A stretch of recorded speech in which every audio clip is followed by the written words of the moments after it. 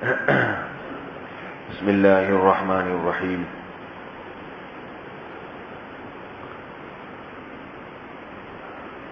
قرآن مجید میں اللہ تعالیٰ کا ارشاد ہے، یا ایھا الذین آمنوا من یرتد منکم عن دینہ فسوف یأتی اللہ بقوم یحبهم ویحبونہ. اے ایمان والو، تم میں سے جو بھی اپنے دین سے واپس ہٹا تو اللہ تعالیٰ ایسے لوگوں کو پیدا کرے گا جو اللہ سے محبت کریں گے اور اللہ ان سے محبت کرے گا. موت تک ایمان پر قائم رہنا، اللہ نے جو اسلام کی نعمت دی ہے، دین اور مذہب کی نعمت دی ہے، صحیح دین عطا فرمایا، اس دین سے ہم موت تک چمٹے رہیں، یہ اللہ کی بہت بڑی نعمت ہے. آج ایسا طبقہ بھی دیکھنے میں نظر آتا ہے جو نام کا تو مسلمان ہے، کلمہ بھی پڑھتا ہے، مگر دل و جان سے غیروں کو پسند کرتا ہے. منہ سے بھی اب تو لوگ کہہ دیتے ہیں مسلمان ایسے ہوتے ہیں اور غیر اچھے ہوتے ہیں، مسلمان ایسے ہوتے ہیں اور وہ کافر جو ہیں وہ اچھے ہوتے ہیں. حالانکہ حقیقت میں مسلمان بہت برا ہو کر بھی کافر سے بہرحال بہت اچھا ہے.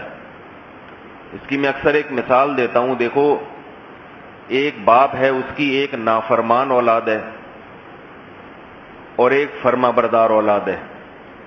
جو نافرمان اولاد ہے وہ اپنے باپ کو باپ تو مانتی ہے اور یہ اقرار بھی کرتی ہے کہ ہم اپنے والد کا کہنا نہ مان کے گنہگار ہو رہے ہیں.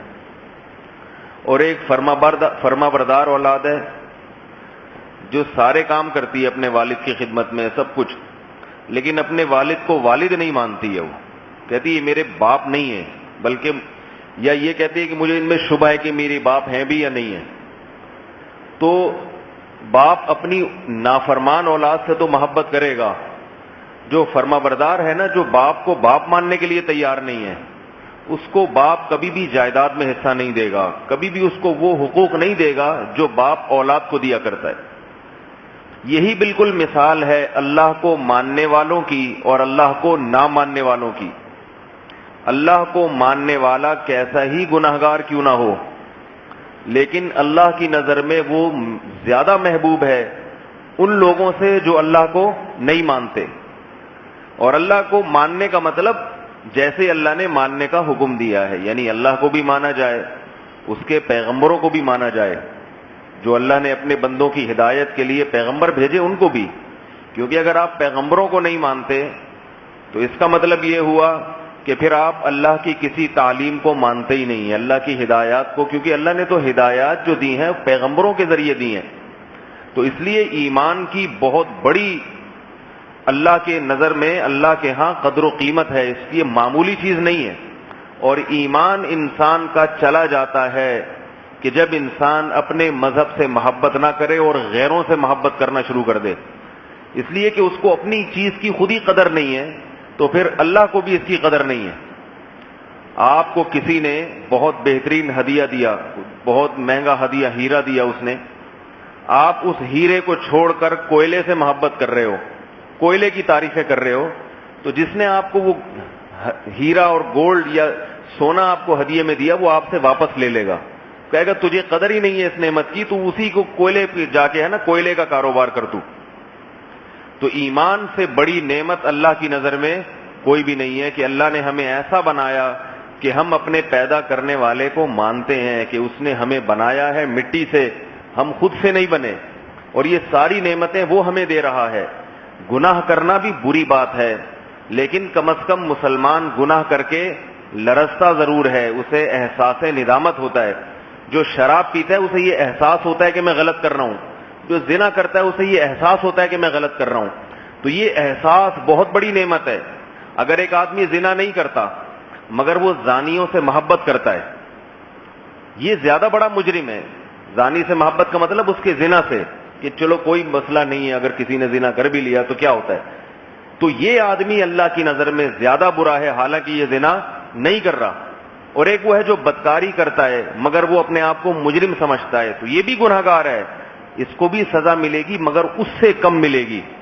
تو یاد رکھیے، ایمان بچانے کے لیے ضروری ہے کہ اپنے دین سے، اپنے مذہب سے محبت کی جائے، اس پہ فخر کیا جائے، اس پہ اللہ کا شکر ادا کیا جائے, اس پہ احساس ندامت نہ ہو کہ میں مسلمان کیوں پیدا ہو گیا, میں گوروں کے ہاں پیدا ہوتا, میں جاپان میں پیدا ہوتا کتنی ترقی کرتا, میں فرانس میں پیدا ہوتا کتنی ترقی کرتا. کتنے لوگ ہیں جو مسلمان ملکوں میں رہ کر احساس کمتری کا شکار ہیں کہ ہم یہاں پاکستان میں کیوں پیدا ہو گئے, پاکستان میں کیوں پیدا ہو گئے. تو یاد رکھیے یہاں روٹی نہیں ہے اور کھانا نہیں ہے, بجلی نہیں ہے, گیس نہیں ہے, لیکن یہاں ایمان کی نعمت زیادہ ہے. تو یہ گیس بجلی ویسے بھی موت کے وقت چھن جائے گی. قبرستان میں انگریز بھی جاتے ہیں, جاپان والے بھی جاتے ہیں, فرانس والے بھی جاتے ہیں, قبر میں جا کے سب گیس بجلی روٹی پانی ختم. ایک وقت آئے گا جب اللہ دوبارہ زندگی دے گا تو پھر اللہ یہ پوچھے گا کہ تم نے مجھے مانا کہ نہیں مانا. تو اگر ہمیں ایمان کی یہ نعمت مل گئی ہے تو اس پہ اللہ کا بہت شکر ادا کرنا چاہیے. اور اس نعمت گیس بجلی کی اپنی ویلیو ہے, میں اس کا انکار نہیں کر رہا. کچھ دن پہلے یہاں پانی کے لیے لوگ دھرنا دے رہے تھے. اب ایسا نہ ہو کہ وہ دھرنا ہی چھوڑ دیں, اس دھرنے کی وجہ سے تھوڑا بہت نلکوں میں پانی آ جاتا ہے, وہ اپنی جگہ چلتا رہے, ہم اس کے منکر نہیں ہیں, لیکن ایمان سے بڑھ کر دنیا میں کوئی نعمت نہیں ہے.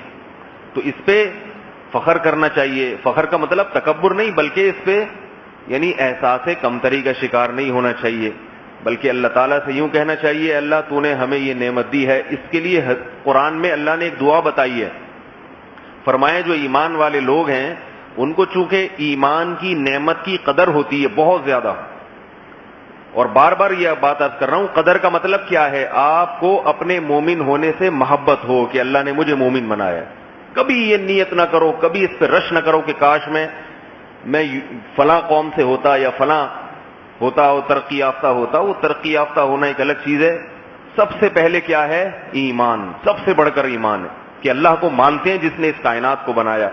تو اس لیے مسلمان قوم سے محبت کیا کریں, اس میں ہزاروں برائیاں بھی ہوں, لیکن اللہ کی نظر میں ہزاروں برائیوں کے باوجود محبوب کون ہے, مسلمان اللہ کو محبوب ہے. اور کافر ہزاروں خوبیوں کے باوجود بھی اللہ کی نظر میں مبغوض ہے, اللہ کو اس پہ غضب آتا ہے اگر بغیر توبہ کے دنیا سے چلا گیا. ہاں وہ کافر جس تک کوئی اس بیچارے کو کبھی کوئی دعوت پہنچی نہ ہو پوری زندگی میں, اس کو کسی نے زندگی میں بتایا ہی نہیں رسول کیا ہوتا ہے, اس کا معاملہ پھر اللہ کے حوالے ہے کہ اللہ اس سے کیا معاملہ کرے گا, وہ اللہ دلوں کے حالات بہتر جانتا ہے. تو جو ہے کیا بات کر رہے تھے, چھوٹی سی بات.